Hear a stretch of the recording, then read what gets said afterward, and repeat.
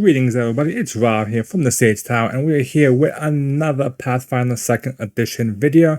And this one is one that I haven't done on the channel before, but I felt like I would do it for you guys. And that is, I'm going to go and take a look at the different archetypes that are in Pathfinder 2nd Edition. There are quite a few, many of them. And I wanted to, take a look and kind of go through them, explain them a bit. Now, I know, before you guys think, oh great, another video talking about archetypes and all that stuff. I know there's been plenty of them throughout Pathfinder 2nd Edition lifespan. However, the difference I'm going to try and do for this one is I'm going to look at it not just as a player perspective, but as a GM perspective. Kind of looking at it and saying, okay, this archetype, if a player had this archetype, is it useful? What kind of situations could it be useful in, coming from a GM side of thing? So some of these I have encountered, some of these I haven't encountered directly, but with the free archetype variant rule that's pretty commonplace in most games, I feel like that this is a good place to show you guys the different archetypes and give you guys a chance to explore them and talk a bit about them here on the channel. As always, if you guys are enjoying the tabletop content, be it either Pathfinder or other sort of board games and card games, be sure to hit that subscribe button down below. It helps immensely. Otherwise, let's hop on over to the archetype, and we're going to start with the Acrobat. Yeah, we're going straight in alphabetical order from the top to the bottom.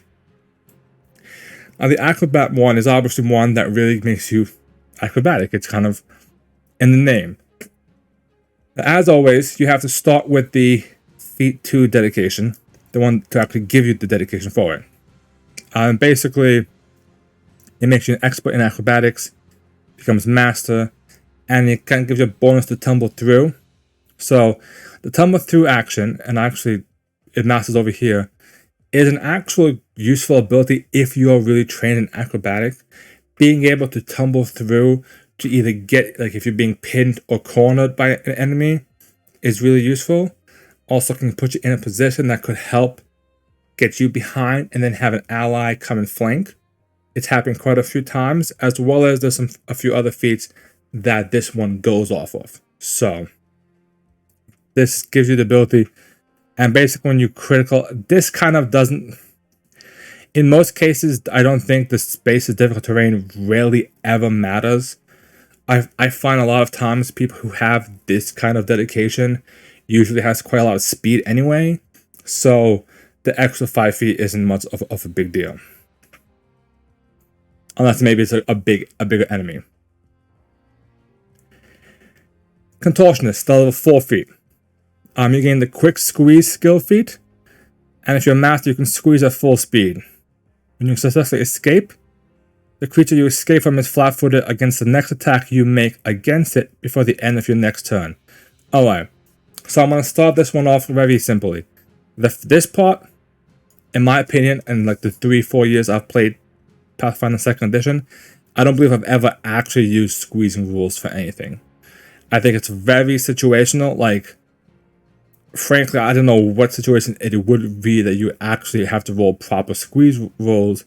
And usually the places that are kind of tight and squeeze are in places that time isn't an essence.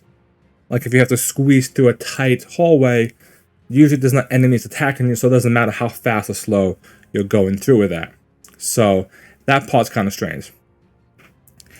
This next part is almost worth taking the feat for, because being able to escape means that they're flat-footed to your next attack. That's really helpful.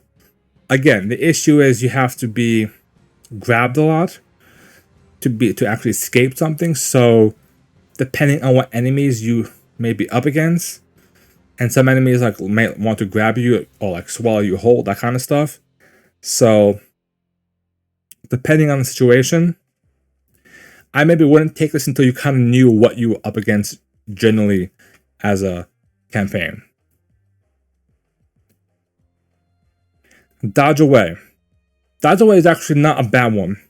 So it gives you +1 AC, and the attack misses you, you can step after the strike. Now, I will say this, and this is something that I kind of get a bit bad with myself as a GM. I sometimes forget people have this, and as a result, I don't give them the chance to say dodge away. Sometimes I say I'm going to attack this player, and I click the button to roll the attack roll before they have a chance to say that they're going to dodge away.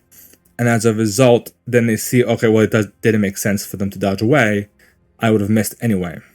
Now, this is still a pretty good feat because it allows you to be very mobile during battle.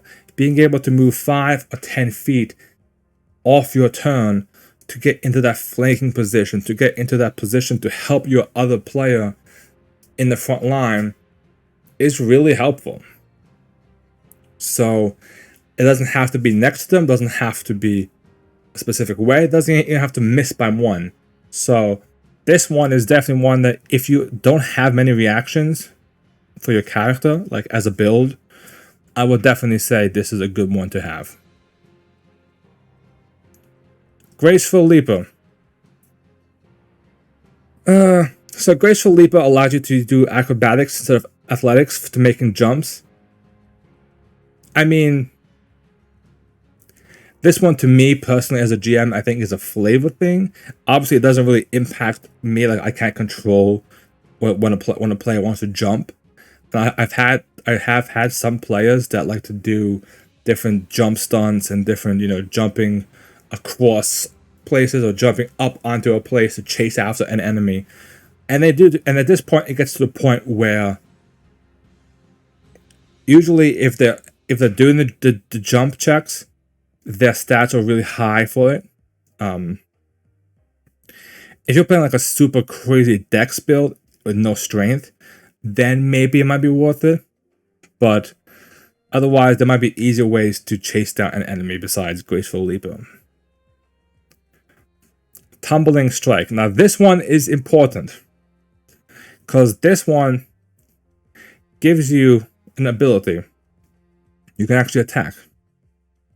And basically, you tumble through the enemy like you normally would. But if you fail, you still attack. If you succeed, you tumble through and attack. If you crit, you tumble through, attack, and they're flat-footed. So this is really good for acrobatic type characters who have a high dex. I actually had a player in my Age of Ashes game that was a ranger, and it was basically they would tumble through and then they would attack, and then that would set them up for flanking with the fighter. So when the fighter came in, they would be on both sides and they would give them bonuses for both of them.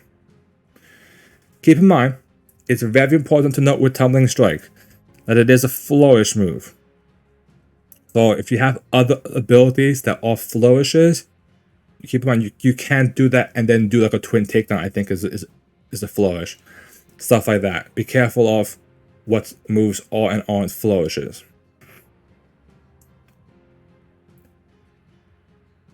Tumbling Opportunist. Now this is kind of the last one for the overall dedication.